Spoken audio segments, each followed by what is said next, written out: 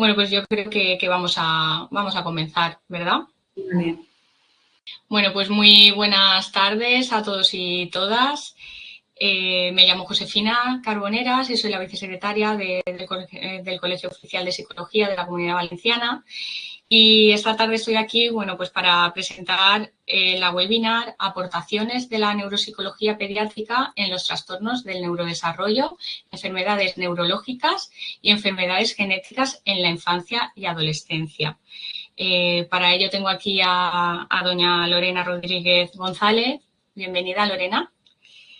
Los objetivos de esta webinar es explicar las aportaciones de la neuropsicología pediátrica en los trastornos del neurodesarrollo, enfermedades neurológicas y genéticas en la infancia y adolescencia. Os voy a leer, bueno, un poco el currículum de Lorena. Lorena es neuropsicóloga pediátrica desde hace más de 10 años. A lo largo de su trayectoria profesional, es experta en neuropsicología clínica acreditada por el Consejo General de Psicología, coordinadora de la Comisión de Valoración Autonómica de la Acreditación Profesional de Neuropsicología Clínica del Colegio Oficial de Psicología de la Comunidad Valenciana, miembro del equipo científico de AMPE, Epilepsia, miembro de AETAPI, Sociedad Valenciana de Neuropsicología y División de Neuropsicología Clínica, fundadora y directora de clínica de la clínica NeuroKid, en la que desarrolla la práctica clínica diaria de evaluación y rehabilitación neuropsicológica pediátrica que complementa con tareas formativas como docente de máster, cursos, congresos y formaciones para profesionales y familia. Pues bienvenida, Lorena, y nada, te dejo aquí presentando la webinar. Espero que vaya muy bien y nada, cuando quieras yo os voy a dejar y os dejo en buenas manos. Que vaya muy bien. Muchas gracias, Josefina. Gracias a ti. Hasta luego. Adiós. Buenas tardes a todos. Bienvenidos al webinar de aportaciones de la neuropsicología pediátrica en los trastornos del neurodesarrollo, las enfermedades neurológicas y genéticas en la infancia y la adolescencia. Para empezar, me gustaría dar las gracias al Colegio Oficial de Psicólogos de la Comunidad Valenciana y a la FIDAP por ceder un espacio para que podamos hablar de neuropsicología infantil y agradeceros a todos el que estéis aquí este jueves tarde. Antes de comenzar, voy a explicar un poco la estructura, ¿vale? En un primer momento, pues vamos a hablar un poco de historia de la neuropsicología pediátrica, vamos a explicar brevemente qué es la neuropsicología pediátrica. Hablaremos de unos conceptos de neurodesarrollo para que se pueda entender que es algo fundamental para cualquier neuropsicólogo pediátrico y posteriormente pues explicaremos un poco las dos áreas en las que mayoritariamente trabajamos. Una es la evaluación neuropsicológica y otra es la rehabilitación neuropsicológica y cuáles son nuestras funciones y cuáles son nuestras aportaciones pues en el trabajo, en los trastornos del neurodesarrollo y las enfermedades neurológicas y genéticas en la infancia y en la adolescencia. Cuando hablamos de neuropsicología pediátrica tenemos que saber que esto es algo muy reciente, ¿vale? Es una disciplina joven que diríamos que es una subespecialidad dentro de la neuropsicología, nacida de la neuropsicología del adulto, que poco a poco pues hemos ido incrementando nuestra rama de disciplina propia, ¿vale? Nuestros comienzos estarían en torno al siglo XIX, principios del XX, ¿vale? Y sale básicamente de estudiar las posibles patologías subyacentes a problemas de aprendizaje. Por eso, al final de la charla, hablaremos un poquito de lo que es la neuropsicología escolar, que está incorporada en otros países. Vale, sí que tenemos que tener claro que no es igual el trabajo de la neuropsicología clínica de adultos que de la neuropsicología pediátrica, porque el niño tiene un cerebro dinámico, cambiante a lo largo del desarrollo y el tipo de trabajo que vamos a hacer es diferente y no se puede hacer sino que requiere una especialización y una formación específica para poder hacerlo de una forma adecuada. ¿vale? No es igual el trabajo del neuropsicólogo de adultos que el de niño, porque el cerebro de adultos es un cerebro que ya ha alcanzado su madurez cerebral y el cerebro del niño es cambiante porque es un cerebro en desarrollo y vamos a tener que conocer todos esos procesos de neurodesarrollo. Si queremos explicar qué es la neuropsicología, pues la neuropsicología sería el estudio de la organización cerebral, de la actividad cognitivo-conductual, así como el análisis de sus alteraciones en casos de patología cerebral. Pero si queremos definir lo que es la neuropsicología pediátrica, pues lo que hacemos es aplicar los principios generales de la neuropsicología clínica, pero los aplicamos a una población específica, que es infancia y adolescencia. Por tanto, la neuropsicología infantil lo que vamos a hacer es estudiar las relaciones entre el cerebro y la conducta, teniendo en cuenta el contexto dinámico del niño y de que es un cerebro en desarrollo que está en constante cambio.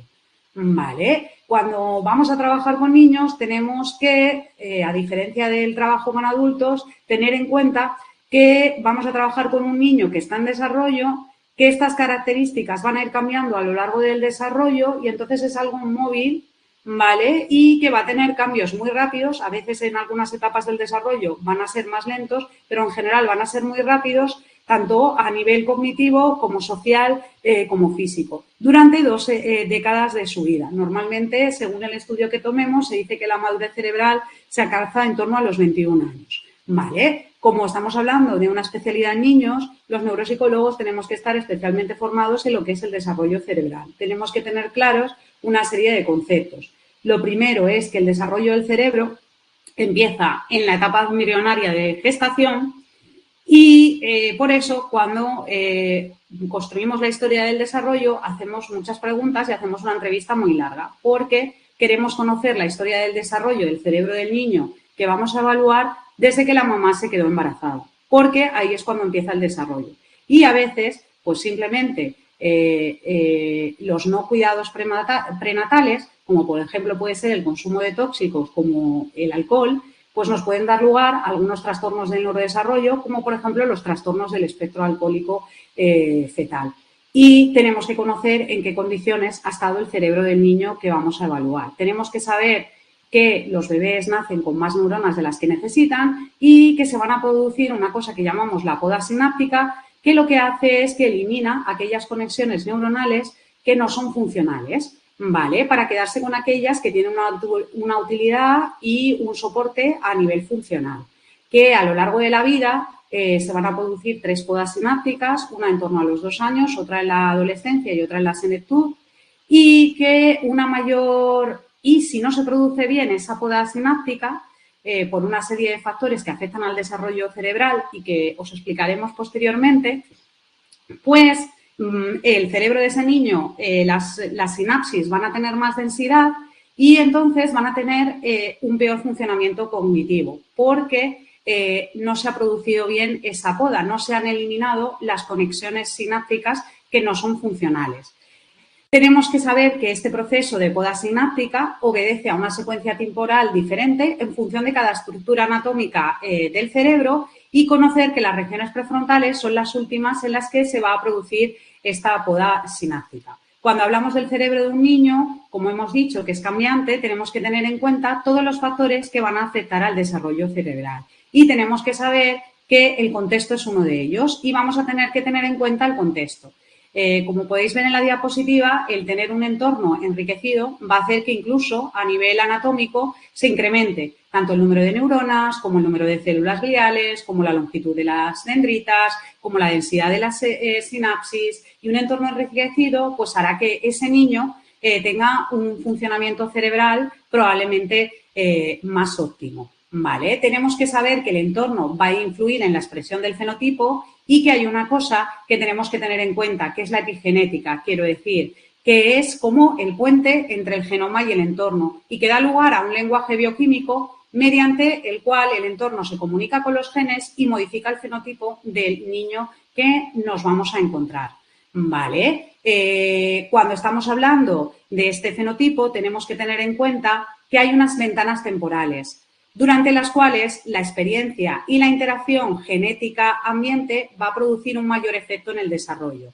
A lo largo del desarrollo cerebral hay 2 tipos de periodos. Uno son los periodos críticos, ¿vale? Que es un espacio de tiempo limitado durante el cual la experiencia del niño puede modificar los circuitos cerebrales. ¿Por qué es importante esto? Porque si, por ejemplo, tenemos a un niño que está en el periodo crítico del lenguaje, que está en torno a los 24 meses, pues requiere mucha estimulación para fomentar y favorecer el lenguaje. Si ese niño no se comunica con nadie, podemos tener dificultades en el desarrollo del lenguaje de ese niño. Y conocer los periodos críticos de cada proceso y de cada función cognitiva nos va a permitir optimizar el desarrollo de los niños. Y también tenemos que conocer otra cosa que llamamos el periodo sensible, que es una ventana temporal mucho más amplia en la que la experiencia todavía puede influir en el desarrollo.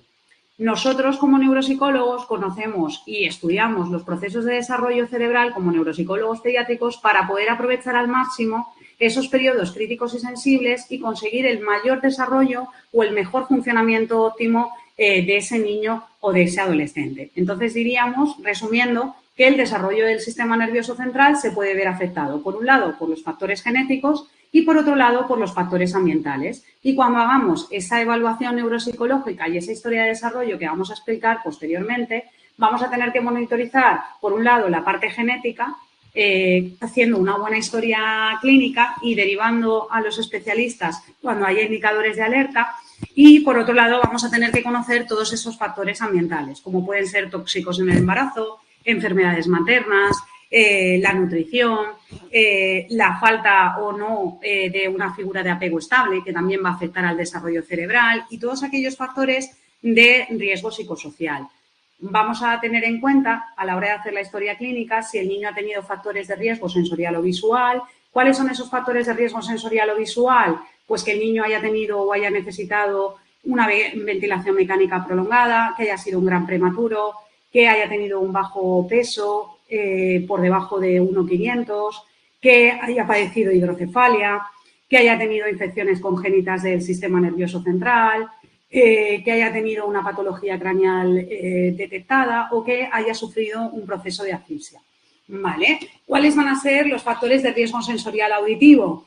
Pues que tenga un exceso de bilirrubina, ¿vale? Que de nuevo tenga una gran prematuridad, peso de nuevo por debajo de 1,500, que el niño haya tenido infecciones congénitas del sistema nervioso central, que la mamá haya ingerido aminoglucósidos durante el embarazo con muchos niveles plasmáticos elevados, que el niño tenga síndromes malformativos, como por ejemplo la microsomía hemifacial, que puede hacer que haya compromiso de la audición, que haya antecedentes familiares de hipoacusia, que haya infecciones postnatales del sistema nervioso central. También tenemos que conocer los factores de riesgo sociofamiliar, que como neuropsicólogos, pues probablemente, aparte de la historia clínica médica que vamos a pedir a los papás, pues también vamos a monitorizar, ¿no? Si hay una acusada de privación económica, si el embarazo fue o no fue deseado, porque eso nos va a decir mucho de los cuidados prenatales y postnatales en inicio, si hay una convivencia conflictiva en el núcleo familiar, si los padres tienen un bajo cociente intelectual o un entorno poco estimulante para ese niño, si hay enfermedades graves en la familia, si hay procesos de adicciones en la familia, si tenemos a una madre adolescente que no tiene el suficiente apoyo social, si sospechamos malos tratos, si, por ejemplo, la familia no cumplimenta los controles de salud. Estos factores, si el niño no recibe los cuidados en las primeras etapas del neurodesarrollo adecuados, pues van a hacer que tengamos más probabilidades de tener un funcionamiento cerebral menos óptimo. Vale, digamos entonces que la genética y el ambiente van a interactuar y van a producir en ocasiones lo que podemos llamar una neuropatología infantil. Y dentro de la neuropatología infantil tenemos, por un lado, los trastornos del neurodesarrollo, y ahí vamos a agrupar a trastornos genéticos, a trastornos de etiología ambiental y trastornos que producen repercusiones funcionales. Y también vamos a tener el daño cerebral adquirido infantil, que es cuando un niño, o bien por un traumatismo cráneoencefálico o por un accidente cerebrovascular, sufre una lesión cerebral en ese cerebro en desarrollo. Cuando hablamos del funcionamiento de los niños, tenemos que tener en cuenta cómo es el desarrollo neuropsicológico. entonces debemos partir de que el crecimiento y el desarrollo neuropsicológico no es lineal y el desarrollo cognitivo tampoco. Que cada proceso madurativo de cada una de las funciones cognitivas se produce en etapas concretas y que va a haber unos periodos críticos en los que tenemos que adquirir ciertas funciones cognitivas. Y si no se adquieren en esos periodos críticos, pues nos vamos a encontrar con dificultades del desarrollo y en ocasiones con lo que conocemos como trastornos del neurodesarrollo. Y esto es algo muy básico porque si no aprovechamos los periodos críticos, pues no vamos a tener, no vamos a aprovechar las oportunidades de desarrollo óptimo cerebral.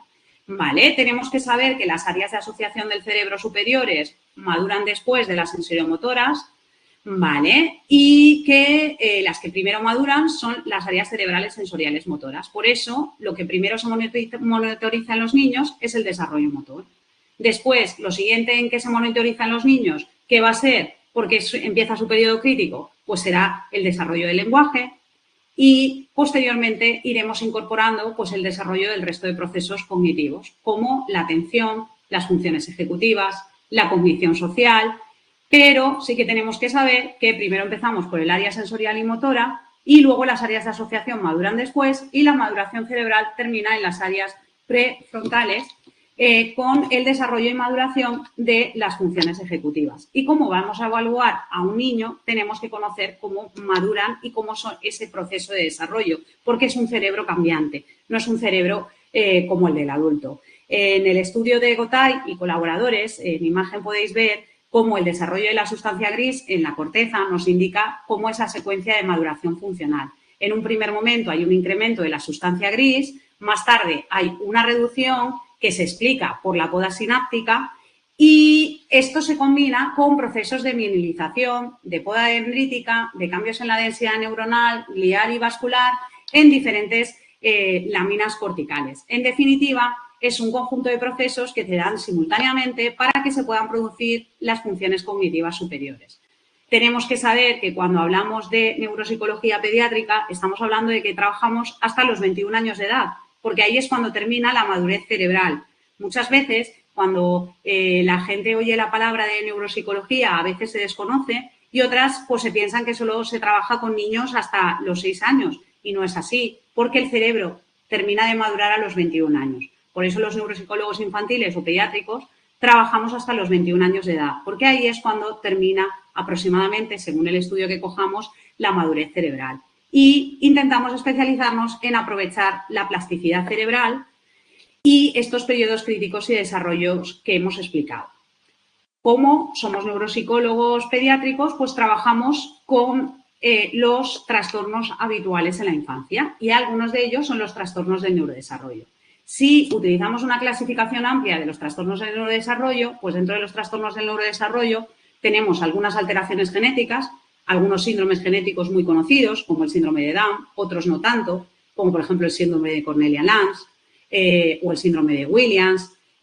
Además, también podemos incluir alteraciones en las que hay una causa ambiental conocida. A día de hoy, los neuropsicólogos estamos evaluando y trabajando con niños que sufren los trastornos del espectro alcohólico fetal como consecuencia del consumo de alcohol durante el periodo del embarazo.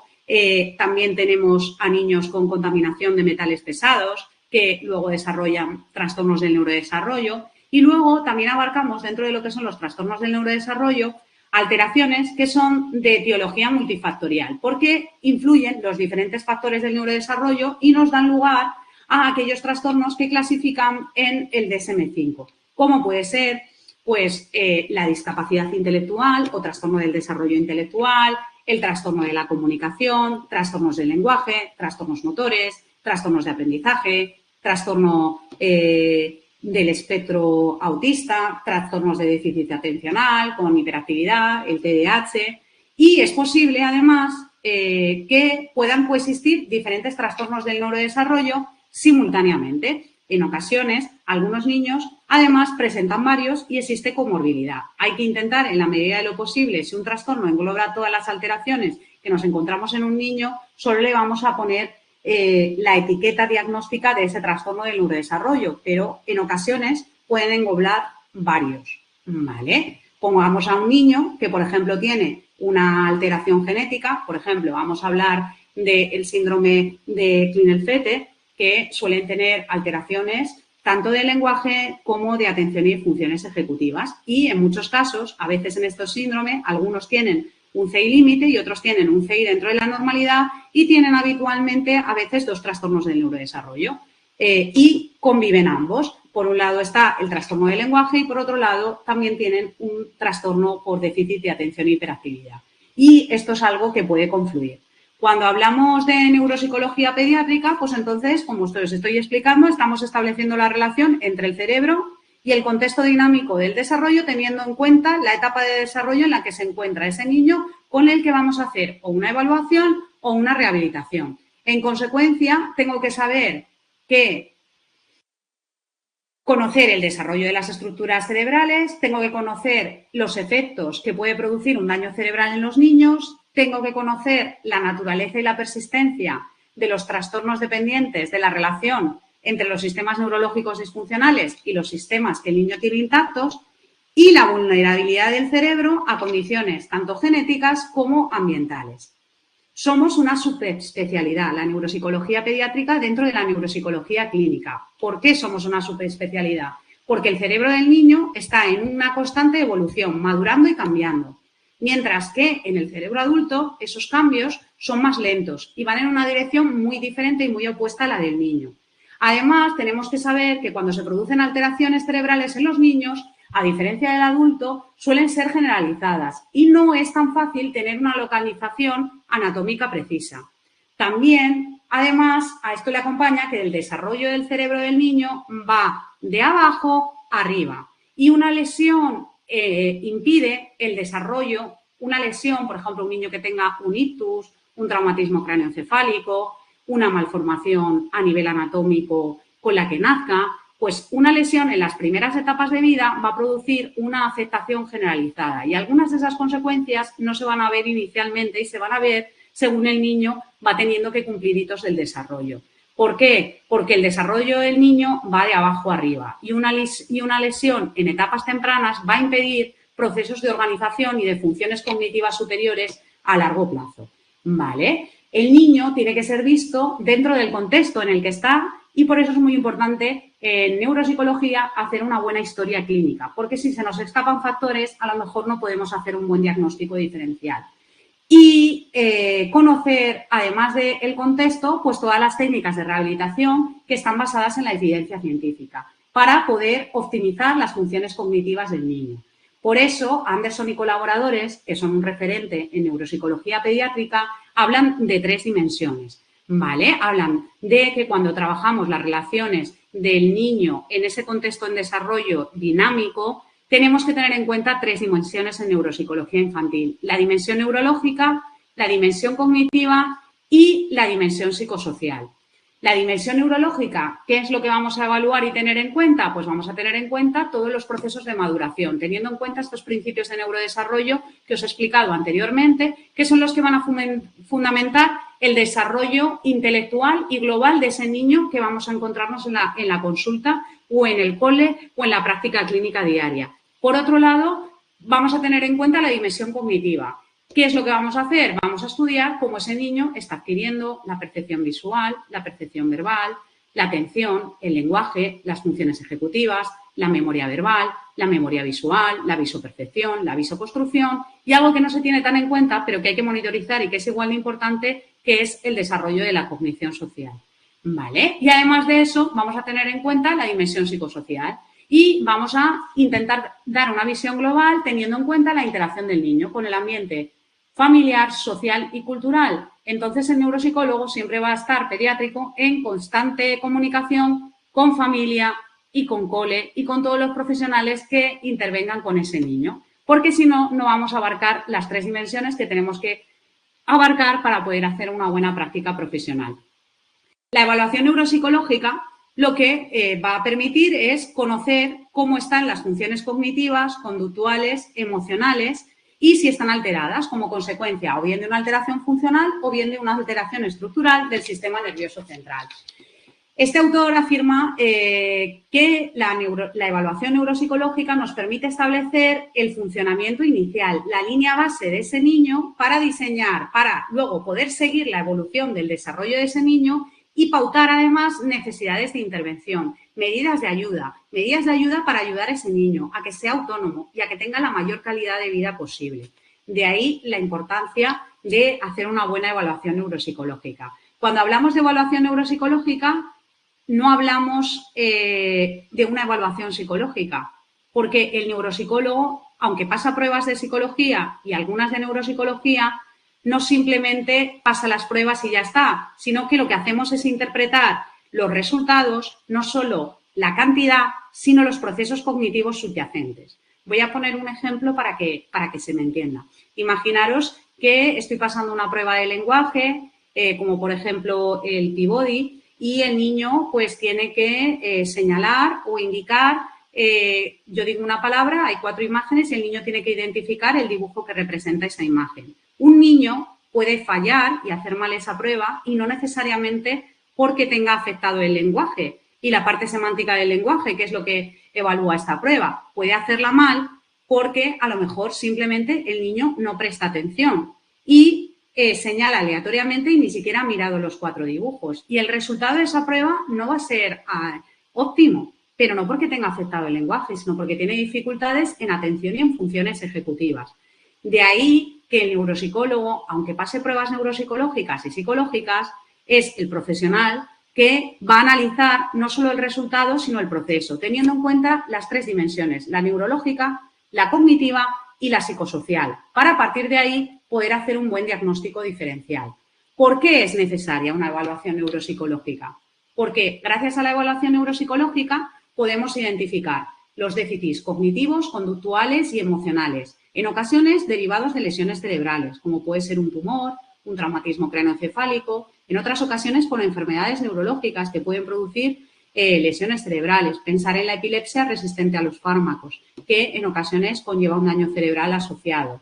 ¿Para qué nos sirve además también la evaluación neuropsicológica? Para determinar qué secuelas tiene este niño a nivel social, a nivel escolar, a nivel familiar y a nivel legal, para poder solicitar una discapacidad y ayudas a la dependencia. Además, nos va a permitir hacer un diagnóstico diferencial y además nos permite aportar información sobre el funcionamiento cognitivo del niño. ¿Pero para qué? No solo para hacer un diagnóstico diferencial, sino para empezar a diseñar un plan de intervención individualizado. No hay 2 cerebros iguales. Cada niño es único y cada niño necesita un programa de intervención individualizado para mejorar, detectar y optimizar las alteraciones cognitivas, emocionales y conductuales que nos encontremos con ese proceso de evaluación neuropsicológica. ¿Qué otra función cumple? Monitorizar la evolución y la eficacia de los tratamientos. En ocasiones, voy a poner un ejemplo, hay niños que toman fármacos. Pongamos un niño con epilepsia. Pues en la epilepsia, en muchas ocasiones, el que el niño tome uno u otro fármaco va a hacer que tenga mejor o peor funcionamiento cognitivo, porque los fármacos antiepilépticos tienen secuelas a nivel cognitivo, emocional y conductual. Y gracias a la evaluación neuropsicológica que hacemos, pues podemos informar al neuropediatra de con este fármaco el niño tiene un empeoramiento cognitivo para que valore si puede cambiar el tratamiento farmacológico. Y esto lo permite la evaluación neuropsicológica. También permite en ocasiones tomar la decisión si un niño tiene las funciones cognitivas lateralizadas y tiene una epilepsia resistente que está localizada en una zona para valorar si es candidato a una cirugía en la epilepsia, ¿vale? Además de esto, asesoramos a los coles sobre los planes de adaptación y de intervención individualizada. Si ese niño necesita adaptaciones curriculares, metodológicas, de acceso y, por supuesto, contribuimos al diagnóstico diferencial de muchos trastornos del neurodesarrollo, porque algunos trastornos del neurodesarrollo, solo con las herramientas médicas, no permiten su diagnóstico y necesitan apoyarse en la evaluación neuropsicológica para poder hacer ese diagnóstico diferencial. Y además la evaluación nos va a permitir conocer los puntos cognitivos fuertes y débiles del niño para poder apoyarnos en los fuertes para restaurar esos débiles. ¿Cómo hacemos este proceso de evaluación neuropsicológica? Pues evidentemente Estamos enfocados en la relación cerebro-conducta y es un enfoque integrador, donde analizamos la información en las 3 dimensiones, tanto de forma cuantitativa como cualitativa, y analizamos el proceso, como os he explicado antes. ¿Cuál es el primer paso en lo que es una evaluación neuropsicológica? Pues lo primero que hacemos los neuropsicólogos es una entrevista, ¿vale? ¿Y qué es lo que hacemos en esa entrevista? Pues hacemos la historia del neurodesarrollo del niño. Establecemos el motivo de consulta. Posteriormente voy a explicar un poco las cosas importantes que monitorizamos los neuropsicólogos y por eso la primera sesión con los papás suele ser más larga y suele durar aproximadamente 1 hora y media y a veces si el niño tiene una historia compleja puede llegar a durar 2 o 2 horas y media dependiendo de la historia médica que acompaña al niño. ¿Vale? ¿Por qué es tan importante hacer bien esta entrevista inicial con una historia de neurodesarrollo? Porque si no, no vamos a poder hacer un buen diagnóstico diferencial. Para poder hacer esta entrevista clínica vamos a conocer la historia clínica del niño y vamos a tener en cuenta todos los antecedentes que explicaremos posteriormente. Además, en ocasiones vamos a tener que hacer estudios complementarios, no solo el neuropsicológico, sino que además vamos a pedir información de informes médicos, de informes del psicopedagogo, de informes de profesores y de todos aquellos profesionales que hayan trabajado o intervenido con el niño. Y además vamos a estar en una observación clínica permanente. Y además de todo esto vamos a tener en cuenta siempre el estado emocional, porque es lo primero que tengo que conocer. Un niño, cómo se encuentra emocionalmente, porque si no está bien emocionalmente, algunos resultados pueden estar alterados por esto y no necesariamente porque haya un trastorno del neurodesarrollo. ¿Cómo hacemos esta historia de desarrollo en esta primera entrevista clínica? Porque la evaluación neuropsicológica empieza con esta entrevista clínica donde construimos la historia del neurodesarrollo del niño. Lo primero es cuál es el motivo de consulta, si es por los padres, si es el propio niño el que lo solicita o si es el cole o el neuropediatra u otra persona. Tomamos los datos personales de los padres, a qué se dedican, qué nivel de estudios tienen para ver si tiene un entorno de desarrollo óptimo o no óptimo.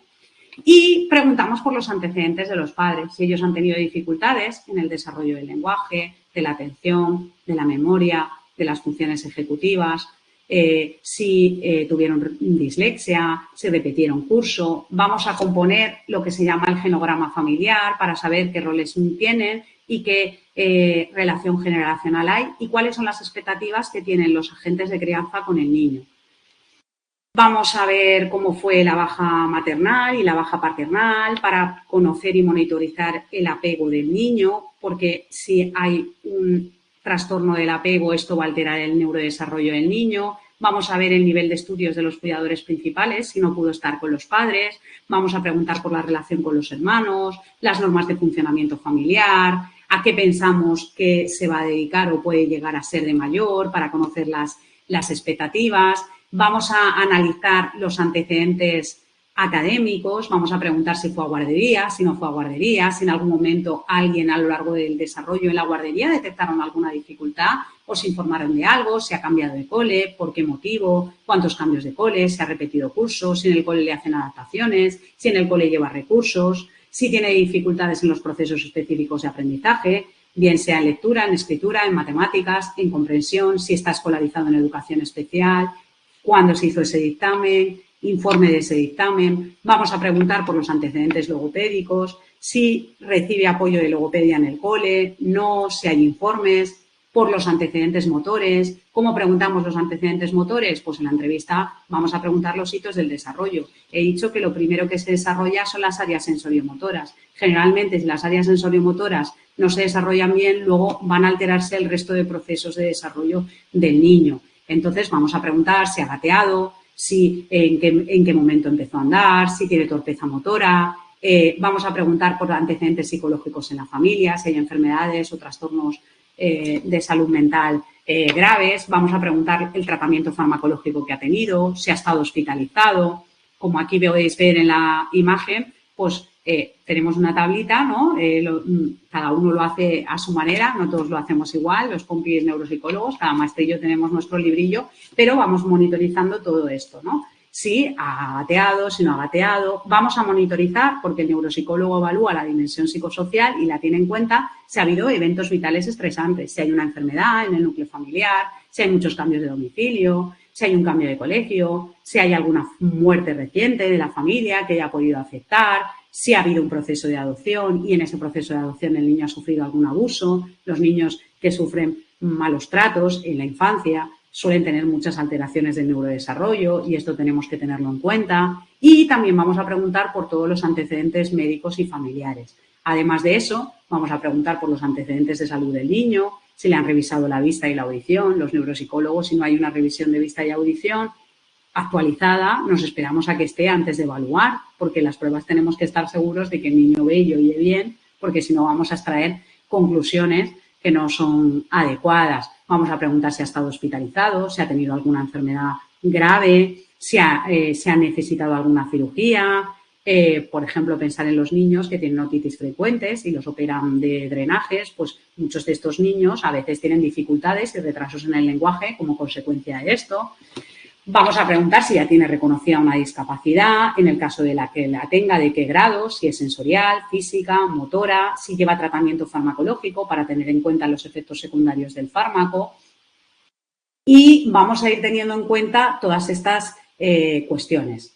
También vamos a tener en cuenta el historial de embarazo y lo vamos a preguntar en la entrevista clínica. Entonces le vamos a preguntar a la madre si era deseado, si no era deseado, si la madre tuvo alguna enfermedad importante, si tomaba medicación, si tenía epilepsia, si tenía hiperhipotiroidismo, porque esto tiene que estar controlado, si tuvo algún sangrado. El sangrado en los primeros trimestres es un indicador de riesgo de trastornos del neurodesarrollo, el azúcar que tuvo el niño, cómo fue el parto, si hubo sufrimiento fetal, la presentación del niño, cuánto duró el parto, si hubo complicaciones, si hubo consumo de tóxicos, la edad de los padres, cuando nace el niño. A día de hoy, gracias a los estudios científicos, pues, por ejemplo, sabemos que, por ejemplo, si los papás el papá varón tiene más de 40 años, hay muchas más probabilidades de que ese niño pueda presentar un trastorno de espectro autista. Por eso preguntamos, por ejemplo, la edad, para ver si tiene más posibilidades de tener unos trastornos del neurodesarrollo que de otro.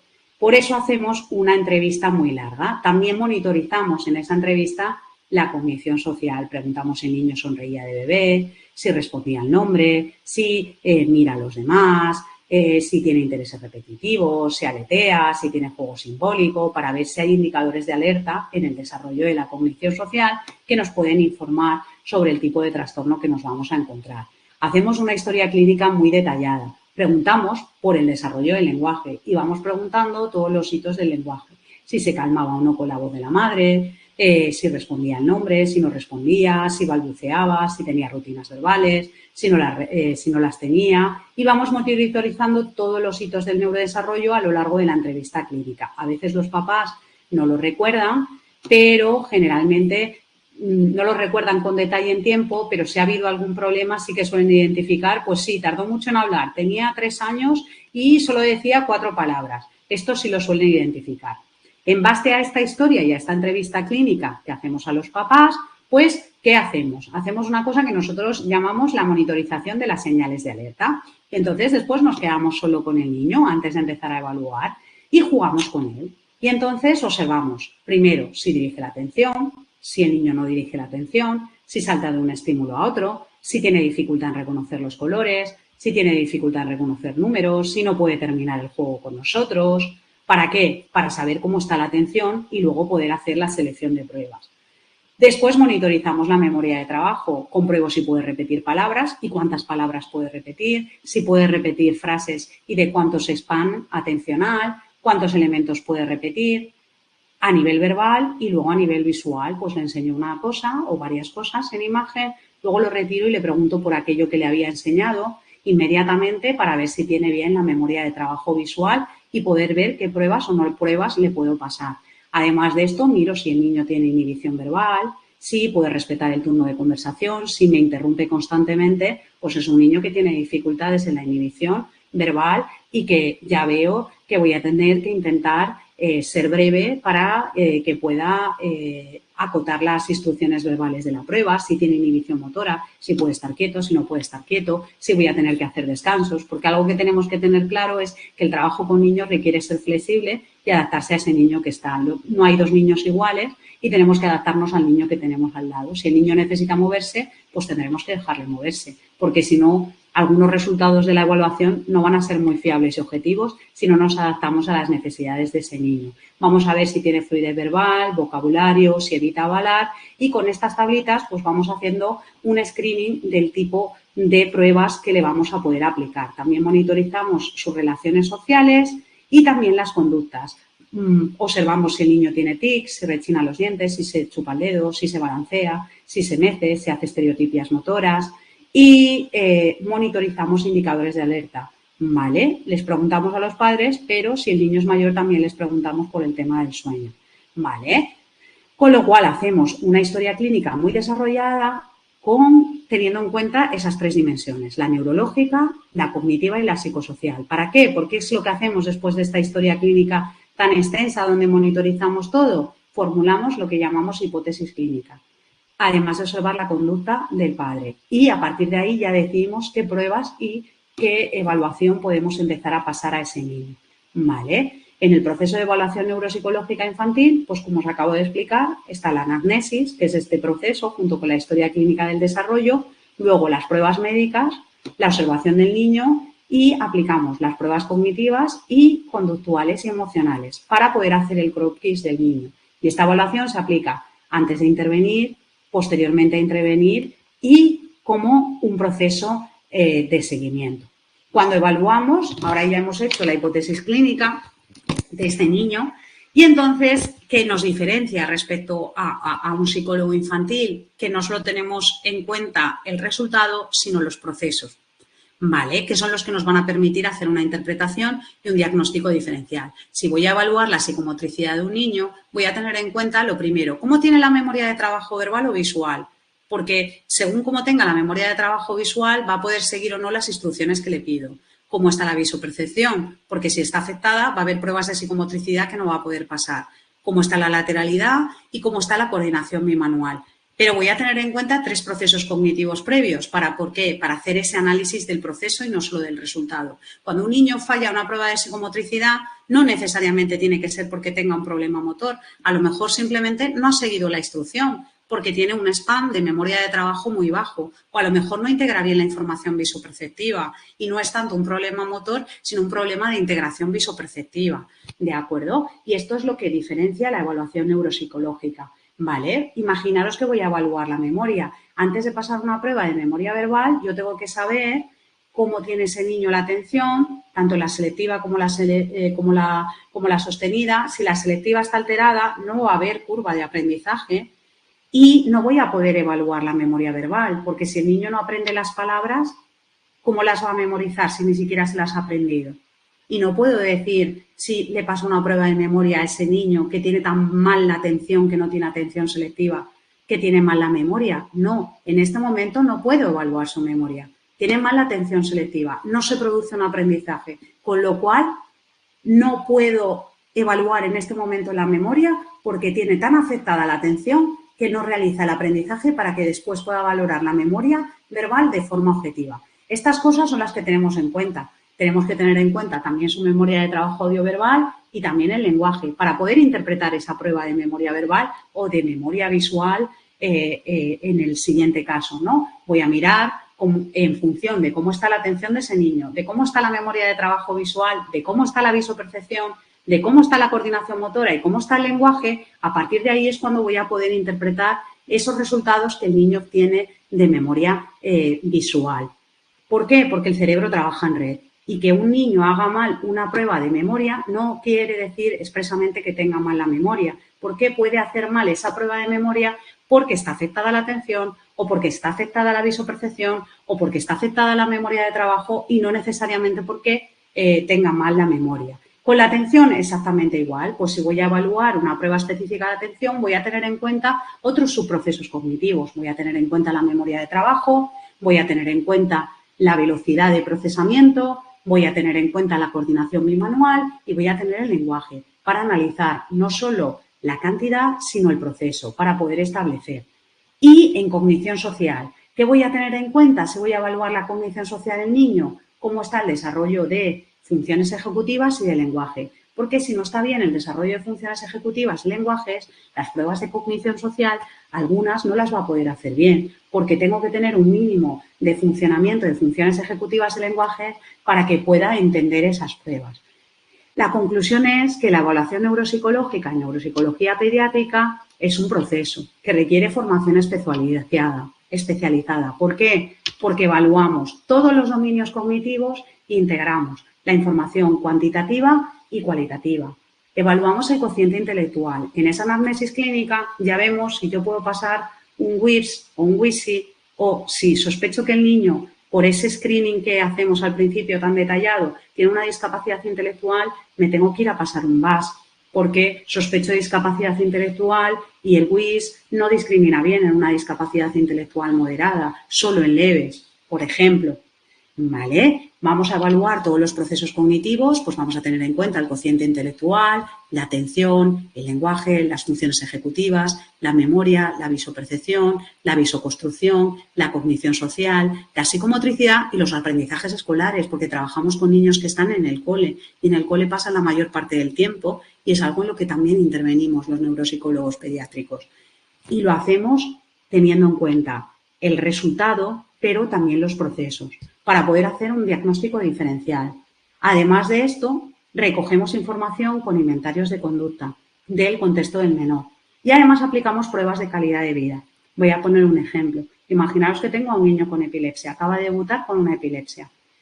Pues yo cuando hago esta evaluación de todos los procesos cognitivos, además de hacer el diagnóstico diferencial de las alteraciones cognitivas, conductuales y emocionales asociadas, le voy a pasar inventario de calidad de vida con pruebas como el ABAS-2. ¿Para qué? Para ver cómo tiene la calidad de vida ese niño. Yo no sé cómo va a evolucionar esa epilepsia, pero si lo evalúo ahora y dentro de un año, voy a poder ver a través de esa prueba de calidad de vida si la epilepsia está afectando a la calidad de vida de ese niño. Y además le voy a poder informar al médico, porque si hay un buen control de la epilepsia, probablemente, y además estamos haciendo un buen trabajo, no repercuta mucho ni empeore su calidad de vida, pero si, por ejemplo, hay un mal control de la epilepsia, pues tendrá peores índices de calidad de vida y es una forma de informar al médico para que valore cambios. Es un proceso global y que requiere analizar el conjunto. Siempre digo que la evaluación neuropsicológica pediátrica es un proceso muy complejo que requiere tener en cuenta la etapa del neurodesarrollo del niño, el contexto, todos los procesos cognitivos, junto con el resultado y a partir de ahí es cuando nosotros establecemos hipótesis clínicas que nos permiten un diagnóstico diferencial y, sobre todo, lo más importante, además del diagnóstico, diseñar un programa de neurorehabilitación individualizada, porque tengo que tener muy claro que no hay dos TDAHs iguales, no hay dos niños con trastorno de espectro autista iguales, no hay dos niños con alteraciones iguales en epilepsia, porque cada niño es único y cada cerebro es diferente. Y no vale el café para todos en neuropsicología pediátrica. ¿Vale? Además de hacer la evaluación que os acabo de explicar, hacemos otra cosa. Vamos a diseñar ese plan de intervención, que es la otra parte de nuestro trabajo. ¿Vale? Y para eso utilizamos modelos teóricos. ¿En qué nos basamos? Hay diferentes modelos teóricos a nivel científico.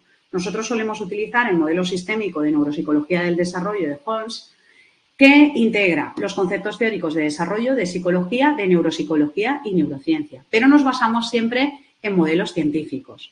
Y utilizamos los principios de la rehabilitación neuropsicológica. ¿Cuáles son estos principios? Partimos de un modelo teórico de cada uno de los subprocesos cognitivos afectados de ese niño. Además, ese proceso lo planificamos y diferenciamos entre objetivos generales y específicos a corto, a medio y a largo plazo. Y los consensuamos con la familia. Establecemos la frecuencia y la duración de cuántas sesiones necesita este niño, qué es lo que me dice la evidencia científica, cuánto tiempo tiene que trabajar este niño actividades de atención para mejorar, qué es lo que me dice la evidencia científica y cuáles son los métodos eficaces para mejorar, por ejemplo, la capacidad atencional del niño. Además de esto, yo lo que quiero es que el niño generalice, entonces le tengo que enseñar estrategias para que las pueda aplicar en la vida diaria, ¿vale? Que es otro de nuestros principios, porque la intervención y la rehabilitación neuropsicológica tiene que ser ecológica. Por eso nos coordinamos con padres y coles y muchas veces los padres y coles nos hacen de terapeutas. ¿Cuáles son los principios para que podamos tener una rehabilitación neuropsicológica eficaz? Lo primero, hacer una buena evaluación, porque si no diagnostico bien y no establezco bien la línea base, luego no voy a poder hacer bien ese proceso de diseño de la rehabilitación. Después de hacer esa evaluación y diagnóstico diferencial, trabajamos lo que en neuropsicología llamamos la conciencia del déficit.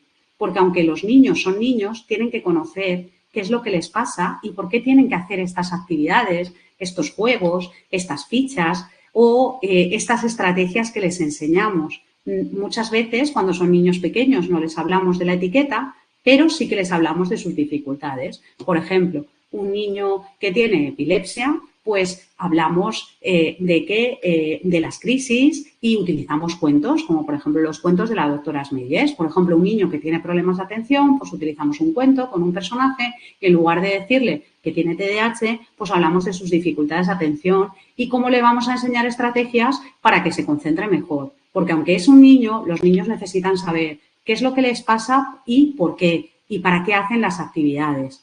Y además así los motivamos y los implicamos en el proceso y hay más probabilidad de adherencia terapéutica a la rehabilitación. Además, paulatinamente vamos aumentando la dificultad de las tareas según va mejorando o evolucionando el niño para incrementar su autonomía y lo más eficaz, en un inicio las intervenciones son individuales, pero cuando los niños mejoran, pues hacemos pequeños grupos homogéneos de niños en el mismo nivel para que generalicen las estrategias en contexto natural. Además de esto, esta rehabilitación la hacemos con padres y con perdonad que estoy un poco acatarrada, estableciendo objetivos comunes y luego hacemos el seguimiento con evaluaciones de seguimiento. ¿Por qué? Porque es un cerebro en desarrollo, es un cerebro que cambia y en ocasiones las dificultades que antes se manifestaban de una forma luego pasan a manifestarse de otra y el tipo de trabajo que necesita ese niño es diferente. Recordar que son niños y que es un cerebro en neurodesarrollo. Según el proceso que haya salido afectado a nivel de evaluación, a rehabilitar, vamos a tener en cuenta, por ejemplo, si es atención, que vamos a intentar trabajar sobre todo, el énfasis se centra en que el niño aprenda a identificar un elemento e ignorar los estímulos de alrededor. Y lo vamos a hacer con tareas motivantes, sobre todo cuanto más pequeño sea el niño. Pues, por ejemplo, si le gustan los superthings, pues las actividades las hacemos con superthings. Si le gustan los superhéroes, pues diseñamos las actividades con los superhéroes. Si, por ejemplo, lo que vamos a trabajar es la inhibición, pues vamos a intentar diseñar tareas para entrenar su capacidad de inhibición. Y así con todos y cada uno de los dominios cognitivos. La rehabilitación es individualizada. Tenemos herramientas basadas en la evidencia científica, pero al final el neuropsicólogo a veces diseña las propias tareas, porque no hay dos cerebros iguales. Y probablemente lo que me sirve para un niño no me sirve para otro. ¿Cuánto span atencional tiene este niño? ¿Cuánta capacidad de memoria de trabajo? Y en base a eso, a veces, pues diseñamos las actividades. ¿Qué modelos de rehabilitación neuropsicológica? Pues cuando hablamos de rehabilitación neuropsicológica infantil, tenemos que saber que el objetivo de intervención, siempre que podamos, va a ser la restauración, que consiste en que voy a utilizar técnicas de rehabilitación neuropsicológica para reducir el déficit, mejorando la función, a través del tratamiento directo, es decir, la rehabilitación cognitiva de los déficits cognitivos subyacentes, para poder recuperar la función. Pero, desgraciadamente, no siempre podemos recuperar las funciones, según la patología orgánica que tenga de base el niño. Y, en ocasiones, tenemos que trabajar con técnicas de compensación, que ahí no vamos a poder recuperar la función y lo que vamos a hacer es dotarles de estrategias para minimizar las limitaciones en las funciones, entrenando al niño a utilizar procedimientos alternativos para tratar de compensar esos déficits cognitivos subyacentes que no podemos restaurar. ¿Vale? Pensamos en una persona que tenga un CI límite o una discapacidad intelectual asociada a una enfermedad genética. No vamos a poder modificar su CI, pero sí que le podemos enseñar estrategias de compensación y técnicas de rehabilitación compensatorias para que ese niño sea lo más autónomo e independiente posible. Y en ocasiones combinamos ambas. ¿Vale? Digamos que entonces, ¿cuáles serían los pasos del neuropsicólogo pediátrico? Pues por un lado, restaurar la función siempre que podamos, adaptación funcional, la modificación del entorno, intervenimos en la familia, en la escuela y en la parte conductual y emocional. Y en base a todo esto diseñamos planes de apoyo individualizados para ese niño. Además de la evaluación y la rehabilitación neuropsicológica, en la neuropsicología pediátrica hay otro área importante, que es lo que llamamos neuropsicología escolar. Aparece por primera vez en 1981 en un artículo de Han y Obrut, publicado en la revista que se menciona en la diapositiva.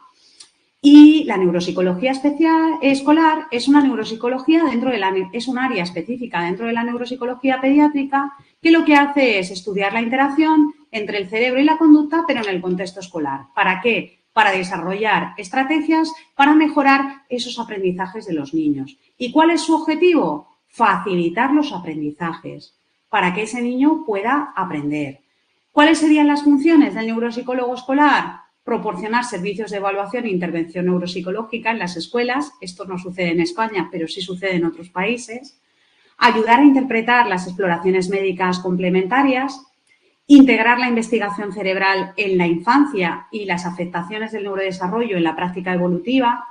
Proporcionar intervenciones educativas basadas en la evidencia científica y empíricamente contrastadas. Hacer enlace entre cole y comunidad médica.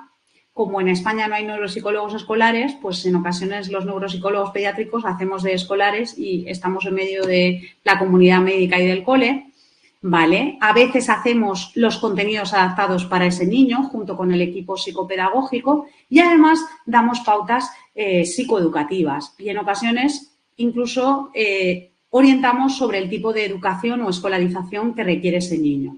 ¿Qué podríamos decir? Y ya terminamos.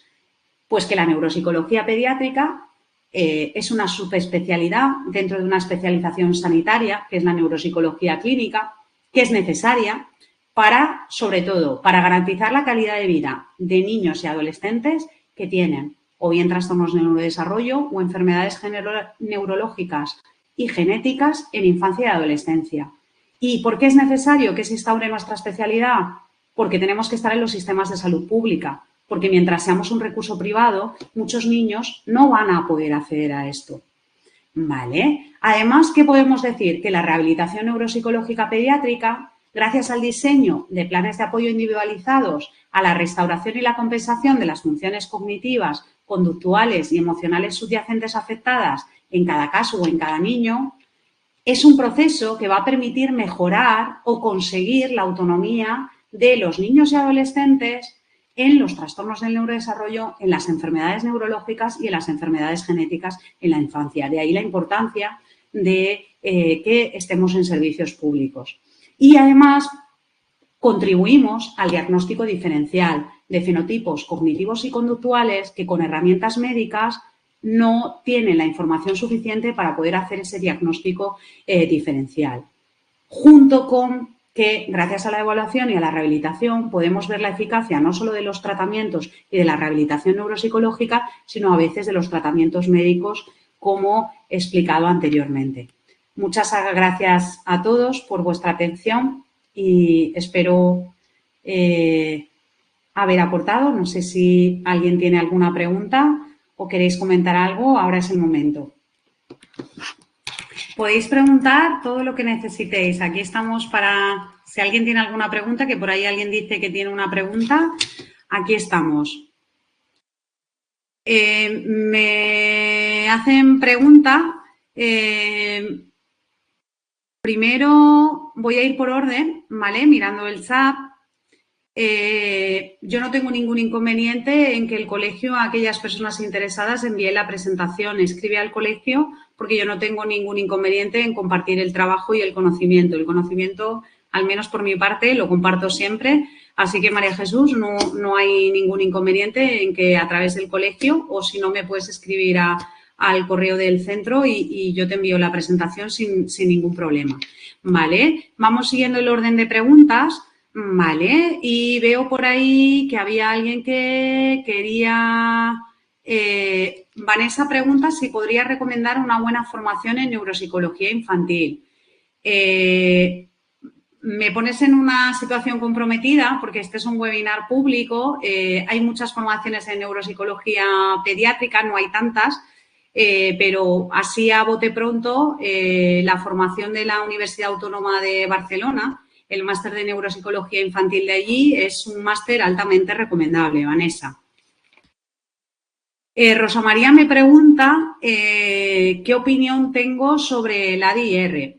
El ADIR es una prueba que es una entrevista clínica que se utiliza para el diagnóstico diferencial en trastornos de espectro autista. Es una prueba con fiabilidad y validez útil, pero requiere pasar más pruebas complementarias antes de establecer un diagnóstico y más un diagnóstico diferencial de autismo. El ADIR es útil, pero hay que observar al niño y hay un inconveniente que tiene la prueba, que es que los padres a veces no tienen una percepción objetiva del desarrollo del niño. Entonces, en ocasiones sucede en la práctica clínica que a lo mejor en el ADIR no puntúa criterios de alerta de autismo, pero sin embargo, tú ese ADIR, en lugar de pasárselo a los padres, se lo pasas, les haces las mismas preguntas a la profesora de la escuela infantil y igual sí que te puntúa. Entonces, el ADIR es información necesaria, te permite conocer la visión del desarrollo de los padres del niño, pero solo con un ADIR no se puede diagnosticar ni descartar un autismo. Hay que pasar muchas más pruebas antes de este diagnóstico. Rosa María, espero haberte ayudado.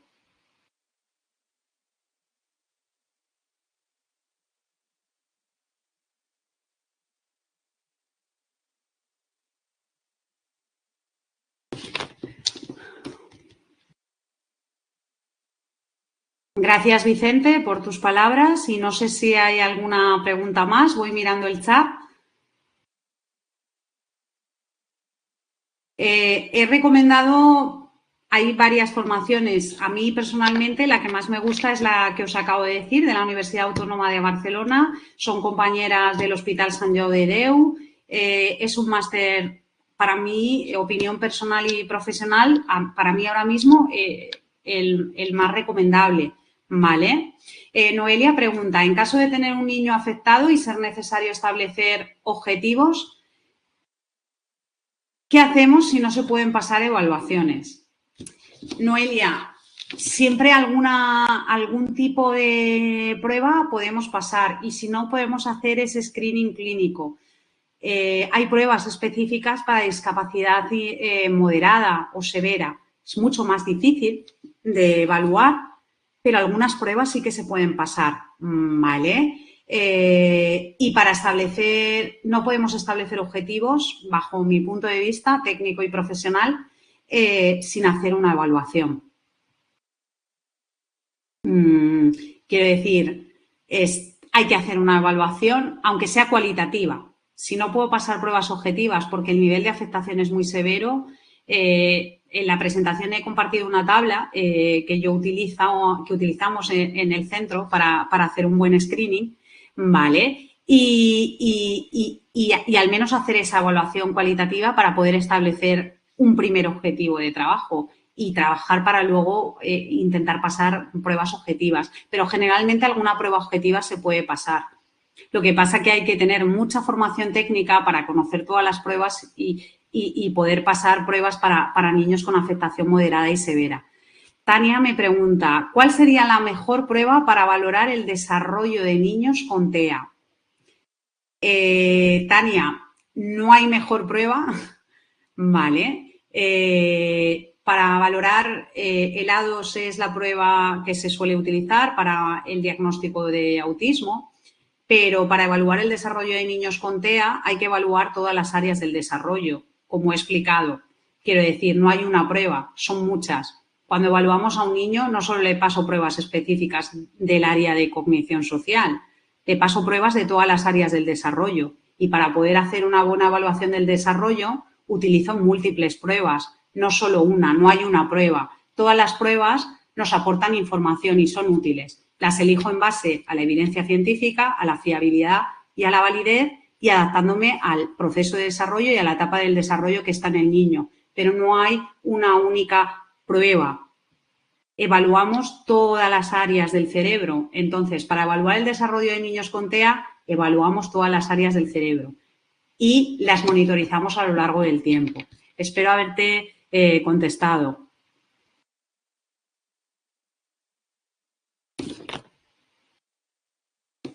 Lo principal sería trabajar objetivos relacionados con la atención, con la finalidad de pasar en un futuro a funciones ejecutivas.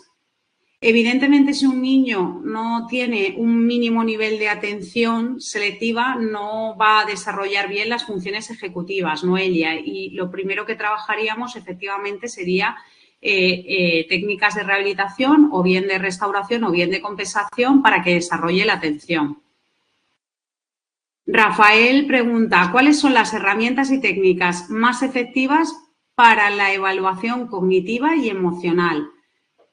Tenemos muchas herramientas, tanto de TEA como de Pearson, que son muy efectivas y muy eficaces. Lo importante es esa formación para poder interpretar los procesos, como os explicaba, y no tanto la herramienta. Tenemos muy buenas herramientas. ¿Hay que crear más herramientas? Sí. En el área de autismo creo que es un campo en el que tenemos que crear herramientas los profesionales, tanto en el área de autismo como en el área de cognición social. Pero herramientas eficaces y efectivas hay muchas. El tema es saber interpretarlas de la manera que he dicho para poder hacer un buen diagnóstico diferencial y luego un buen plan de intervención. Concepción me pregunta, ¿te has encontrado en tu práctica clínica con algún niño que su funcionalidad en la vida diaria es compatible con un TDAH y, sin embargo, en la evaluación neuropsicológica no se haya detectado? Concepción, sí me lo he encontrado y en alguna ocasión. Y además, pero en esa ocasión lo que había era un mal manejo, o bien del cole o bien de los padres, y en otras ocasiones, pues algunos de estos niños, pues recuerdo un caso que lo que tenía eran unas altas capacidades y no estaban bien orientadas y daba el perfil como que parecía que tenía un TDAH y no tenía un TDAH. Pero normalmente, si la funcionalidad en la vida diaria es compatible con un TDAH, puede ser un TDAH, pero a veces nos hemos encontrado con otros niños que la sospecha es un TDAH y luego en la evaluación neuropsicológica nos hemos encontrado trastornos del lenguaje o nos hemos encontrado otro tipo de trastornos del neurodesarrollo. Una cosa es la sospecha y luego es lo que te informa la evaluación y ese análisis exhaustivo, Concepción. Laura comenta, en las áreas de servicios sociales hay muchos niños con necesidades que han sufrido daño temprano, negligencia, malos tratos, ni les presta una atención así tan necesaria ni una valoración ni una intervención tan específica. Laura, estoy totalmente de acuerdo contigo, pero sí que te tengo que decir que al menos el Ayuntamiento de Valencia y en ocasiones servicios sociales financian algunas evaluaciones neuropsicológicas para algunos de estos niños. Lo digo por experiencia profesional propia. Tengo que decir que no lo tienen todos, pero sí que a algunos niños se les acaba financiando esta evaluación exhaustiva para poder ayudarlo. Pero sí que también hay otra cosa que son las becas de necesidades educativas específicas con las que a lo mejor puedes paliar este recurso. Cristian comenta, has hablado del neuropsicólogo en la pública. ¿Cómo harías la formación de los neuropsicólogos clínicos? ¿A partir de una formación tipo PIR? ¿A partir de universidades públicas y privadas? ¿Cuál es mi opinión? Bueno, mi opinión al respecto, a día de hoy, creo que lo primero es que se reconozca la especialidad en el Ministerio de Sanidad para que haya una formación de calidad. Y creo que la formación de calidad sería una formación tipo PIR, pero de neuropsicología específica, con una residencia rotatoria de 4 años con neuropsicólogos. Espero haberte respondido, Cristian. Celia me pregunta, ¿qué funciones cognitivas puedo trabajar con un niño con un trastorno grave del lenguaje?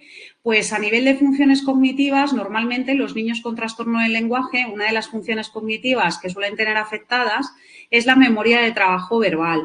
Y es muy necesario que trabaje el neuropsicólogo, además del logopeda, el trastorno grave del lenguaje, para mejorar atención y funciones ejecutivas para facilitar el desarrollo del lenguaje. Laura Villa me pregunta, además de la A2, ¿recomiendas alguna otra prueba para TEA? Pues, a ver, para el diagnóstico de trastorno de espectro autista es un diagnóstico que a veces es difícil porque hay un abanico muy amplio y el diagnóstico diferencial de todos los trastornos del neurodesarrollo a veces es una línea muy fina. El A2 es una prueba útil, pero evidentemente hay más pruebas. Pasar pruebas de cognición social, pasar, por ejemplo, otro tipo de pruebas de diagnóstico de autismo, complementarlo con ADR, con pruebas de cognición social específica, con información cualitativa. Por ejemplo, en el centro nosotros tenemos una cosa que llamamos cuestionario cualitativo de conducta social para monitorizar en el cole las conductas sociales del niño y ver no solo lo que nos sale en el ADOS, en el ADR y en otras pruebas específicas de autismo. Pero pasar pruebas de cognición social, no solo las pruebas del ADOS y las del TEA, y además evaluar los procesos cognitivos de ese niño, porque algo que nos dice el ADOS es que tú tienes que saber qué nivel de desarrollo de lenguaje y de funcionamiento cognitivo tiene ese niño para poder elegir. Solo con un ADOS yo no hago un diagnóstico de autismo, evalúo todos los procesos cognitivos y paso además pruebas específicas de cognición social y todo lo que hemos explicado anteriormente. No hay una prueba mágica que digas, paso esta prueba y ya sé si tiene esto o no. No, la evaluación neuropsicológica es un proceso complejo y hay que evaluar todos los procesos, todos los dominios cognitivos y no voy a recomendar una única prueba para el diagnóstico diferencial de nada. Las pruebas son herramientas y entre todas esas herramientas, gracias a la formación, es como podemos establecer un diagnóstico diferencial.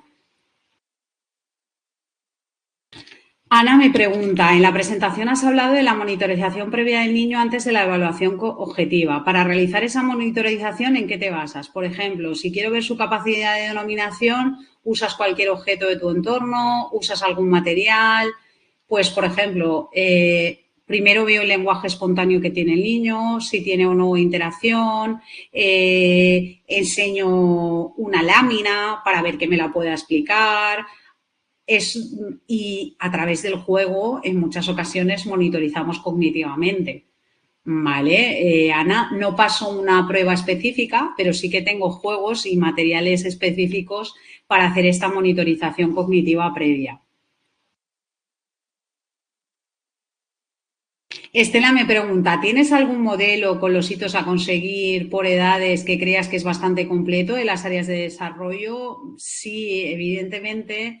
El trabajo me ha hecho hacer una historia de desarrollo completa con todos los hitos que al principio, cuando no tenía tanta experiencia, tenía que consultar siempre y ahora con el paso del tiempo yo ya sé lo que puedo esperar de un niño en función de la edad, el tiempo en el que está y en el contexto. Pero sí que lo disponemos elaborado de manera propia en el centro. Francés me pregunta, ¿cuánto tiempo se suele tardar en hacer la evaluación inicial? Si te refieres a la historia clínica y esa primera entrevista, entre 1 hora y media y 2 horas y media, según la gravedad o complejidad del caso. Dura esta entrevista clínica. Si te refieres a la evaluación neuropsicológica completa, normalmente el mínimo son 5 sesiones y el máximo son 8. Y la duración oscila dependiendo del ritmo del niño, porque he dicho que los neuropsicólogos pediátricos tenemos que ser flexibles. La duración varía entre 45 minutos, 30 minutos, 1 hora, hora y cuarto. Más de ese tiempo de cada una de las sesiones de evaluación no destinamos porque si no ya estamos evaluando el agotamiento del niño y no la realidad de cómo puede funcionar. Es muy importante citar en diferentes horarios para ver si ese es el funcionamiento habitual del niño.